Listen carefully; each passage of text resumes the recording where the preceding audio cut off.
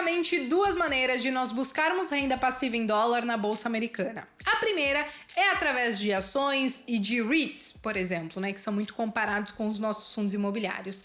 E a segunda, e que é a minha preferida, são através dos ETFs, os Exchange Traded Funds. Lá fora, sim, eles pagam dividendos. Aqui também, na verdade, nós tivemos essa alteração nas nossas regras agora nesse ano, e agora a nossa bolsa também vai aceitar ETFs que pagam dividendos, mas até então nós não temos nenhum que está negociando e temos o pedido de apenas um, se eu não me engano, que em breve deve então passar a ser negociado aqui na nossa B3. Mas o ponto não é esse, tá, gente? O ponto é que sim, eu considero que ETFs acabam sendo o melhor caminho para a maioria dos investidores lá fora. O próprio Buffett também já falou isso inúmeras vezes. E aí eu quero trazer para vocês então hoje o Schwab US Dividend, que ele é sim considerado um dos melhores ETFs quando nós pensamos nessa estratégia de dividendos. E não somente porque ele conseguiu entregar bons dividendos nos padrões americanos, que eles não têm as mesmas taxas de juros aqui do Brasil, já deixo isso muito claro, mas ele também conseguiu aliar na sua performance o crescimento. Então quero trazer para vocês hoje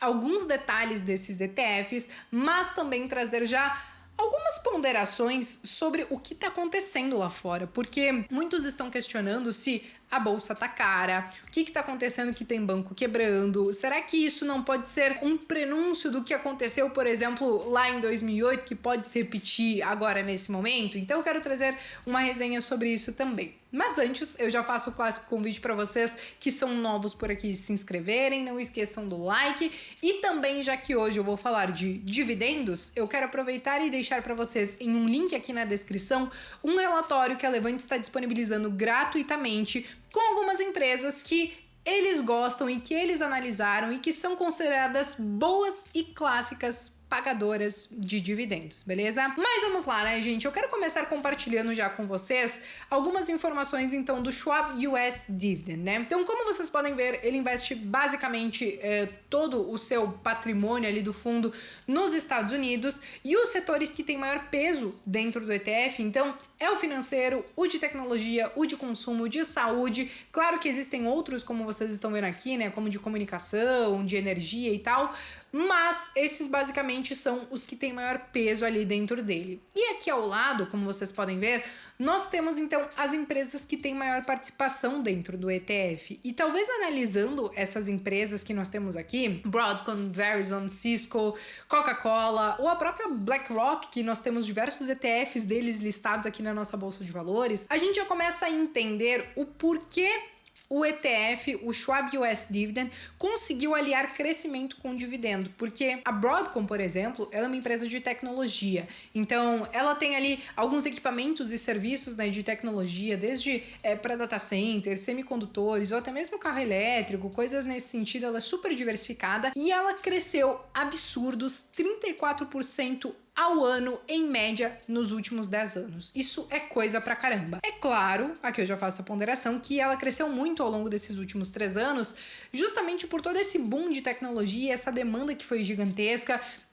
Teve a questão dos semicondutores também, mas ainda assim ela é uma empresa de tecnologia e que sim, muitos estimam, né, que essas empresas elas têm um potencial interessante para crescimento. E aí é claro que ela alia tudo isso também com a questão dos dividendos. Mas não somente ela, né? Nós tivemos a própria Coca-Cola, que é uma clássica pagadora de dividendos, mas que ela também cresceu interessantes 8, 9% em média ao longo dos últimos 10 anos. Então, quando a gente começa a analisar no detalhe algumas empresas que compõem esse ETF, nós começamos a entender o porquê talvez ele conseguiu trazer aí algumas performances bem interessantes e que não ficaram para trás dos principais índices da bolsa americana, mas eu vou trazer esse comparativo na sequência para vocês. Mas continuando, gente, mais algumas informações que são relevantes a esse ETF, tá? Ele tem uma taxa de administração bem baixinha, de 0,06%, e aqui, como vocês podem ver, hoje na composição dele, ele tem 102 empresas e tem um dividend yield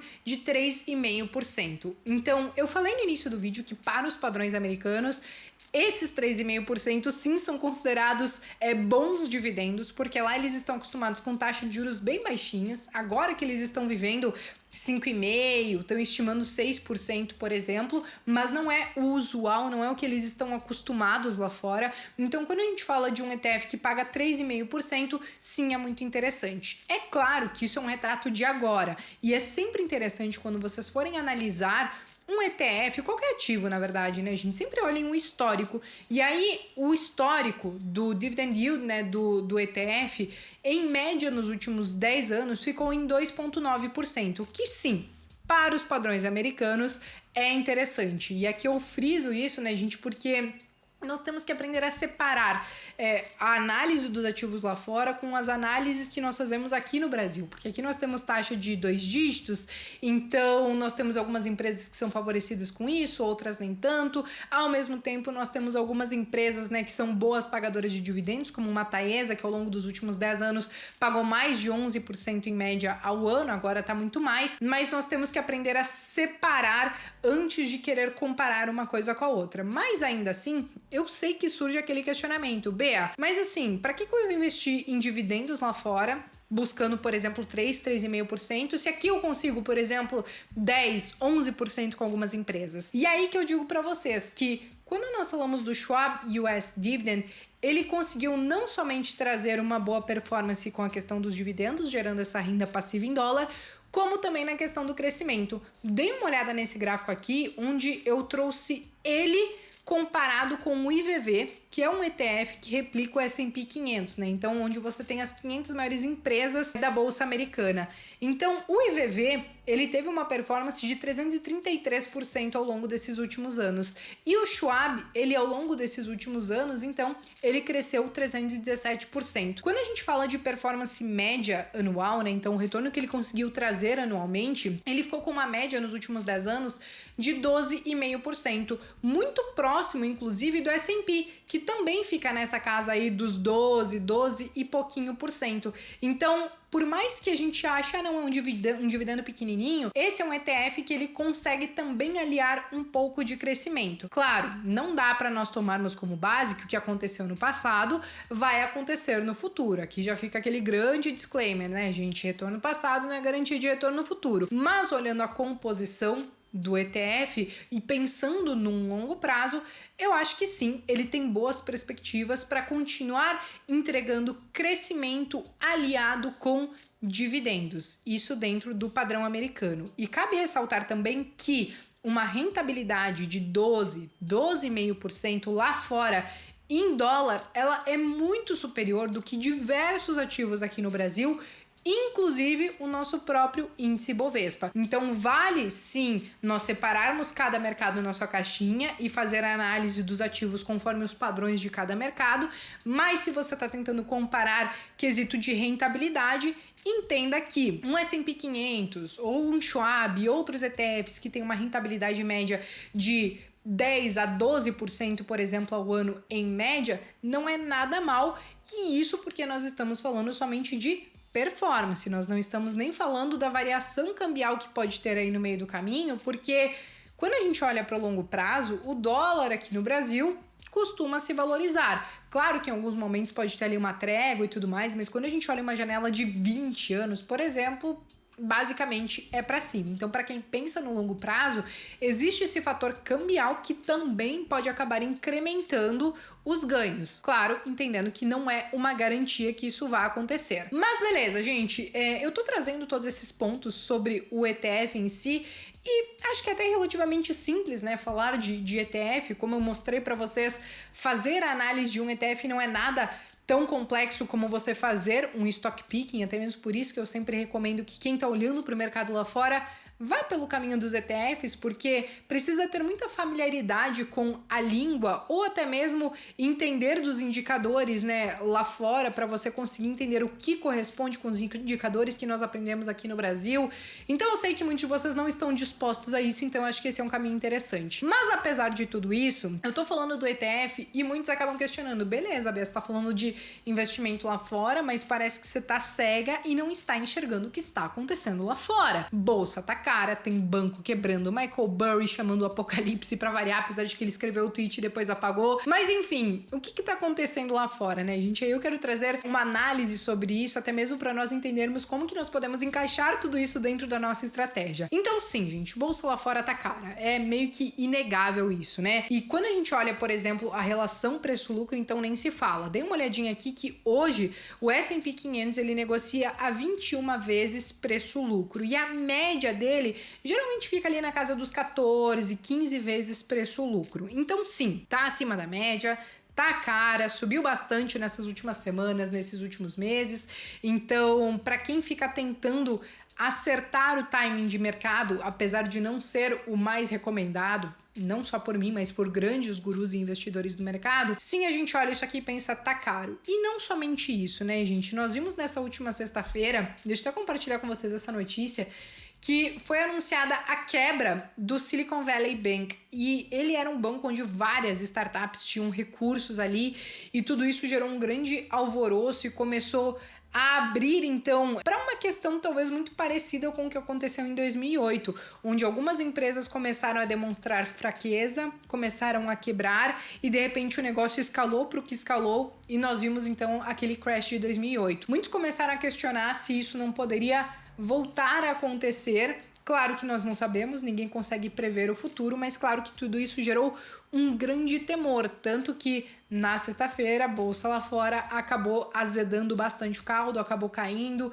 as instituições financeiras também acabaram sentindo bastante. E aí, diante de todo esse cenário, aliando com alguns dados que foram inclusive divulgados, né, da economia americana, muitos começam a ficar preocupados, né? Então, teve divulgação do payroll na sexta-feira também, e sim, eles foram dados acima do esperado, mas existe um outro lado também que, em comparação a janeiro, nós já tivemos dados um pouco mais fracos, até mesmo o desemprego, que estava em 3,4%, agora ele já subiu para 3,6%. Então, muitos já estão começando a questionar se essa taxa de juros que o Fed vem subindo bastante ao longo desse último ano, se finalmente está começando a fazer um certo tipo de efeito, só que ao mesmo tempo tem aquela certa apreensão que um juro muito alto, inclusive, pode acabar levando uma quebradeira ali de algumas empresas, né? E também temos que colocar no radar a última fala do Jerome Powell, que ele disse que pode ter que subir os juros mais do que eles gostariam e mais rápido do que eles gostariam. Então, muitos já estavam falando que ao invés de subir só 0,25%, talvez eles subam 0,5% na próxima reunião do Fed. E aí muitos estimam que para 2023 essa taxa de juros pode chegar a 6%, por exemplo, que é muita coisa para os Estados Unidos. Então, muitos colocam tudo isso no radar, muitos ficam super receosos com o mercado lá fora. E aí, quando a gente analisa todas essas informações, eu acho que o mais importante nesse momento é você analisar a sua estratégia. Por quê? Se você é como eu, que faz aportes mensais e que faz rebalanceamento de carteira, então sim, você vai olhar todas essas situações e você vai aportando nos cantinhos da carteira onde mais está sendo solicitado. Então, se o mercado lá fora cair, provavelmente, lá dentro do rebalanceamento da sua carteira, você vai ver que, olha, eu preciso mandar uma grana lá para fora e fazer os meus aportes lá fora. Ah, não, bolsa aqui no Brasil também tá caindo. Deu uma azedada, né, na sexta-feira, entregou tudo que tinha subido na semana. Então, olha, eu vou fazer meus aportes e vou destinar aqui para o Brasil. Então, existe essa possibilidade que, mesmo que o cenário seja muito incerto, você segue nessa estratégia de aportar todos os meses, e sim, tem alguns estudos que dizem que essa estratégia é uma das mais interessantes para a maioria dos investidores, ou também você pode ser aquele investidor que fica tentando acertar o market time, né, o timing do mercado, quando ele sobe, quando ele desce, os ciclos de mercado. Só que para isso eu entendo que o investidor tem que respirar mercado, ele tem que saber exatamente o que ele está fazendo, e aqui nós temos que levar em consideração que grandes gurus, como o próprio Buffett, Charlie Munger da vida, eles falam que não gastam energia tentando adivinhar para onde vai o mercado, eles se preocupam realmente em escolher bons ativos, porque eles estão pensando para o longo prazo. Então, tem que trazer todas essas informações, se não talvez para você que vai fazer market timing, vai segurar e sentar na mão e não vai fazer nada nesse momento, ou seja, para você que vai continuar aportando normalmente, mas você tem tudo isso no radar, entendendo que talvez em algum momento bolsa americana possa sim cair bastante, ou seja de forma mais rápida, ou seja meio que a conta-gotas, como nós estamos vivendo aqui no Brasil, e que, consequentemente, você pode ver ali o seu patrimônio não ter talvez um boom esperado ou alguma coisa assim. Então, muitas vezes essas informações que eu trago para vocês é muitas vezes apenas para vocês aliarem com as expectativas de vocês e não necessariamente porque vocês vão mudar de estratégia. Eu acho que se você tem uma estratégia que já se provou ao longo do tempo que funciona, continue fazendo ela, mas esteja por dentro de todos esses fatos que estão aparecendo, que estão pipocando, para você aliar as suas expectativas e não ser pego de surpresa, beleza? Bom, pessoal, basicamente era essa a resenha que eu queria trazer nesse domingo para vocês. Eu espero que vocês tenham gostado. Eu, como trouxe para vocês, né, uns vídeos atrás, eu quero começar a trazer aos poucos um pouquinho sobre conteúdo do mercado lá fora, porque eu sei que muitos estão preocupados, né, com o Brasil em si e querem proteger uma parte do patrimônio olhando lá para fora. Então, se vocês tiverem sugestões de conteúdos, podem escrever aqui nos comentários também, que eu tô sempre atenta, beleza? Bom, dito tudo isso, eu reforço para vocês darem uma olhadinha no relatório da Levante, que tá aqui embaixo na descrição. Eu me despeço por aqui, mas vejo vocês então no próximo vídeo.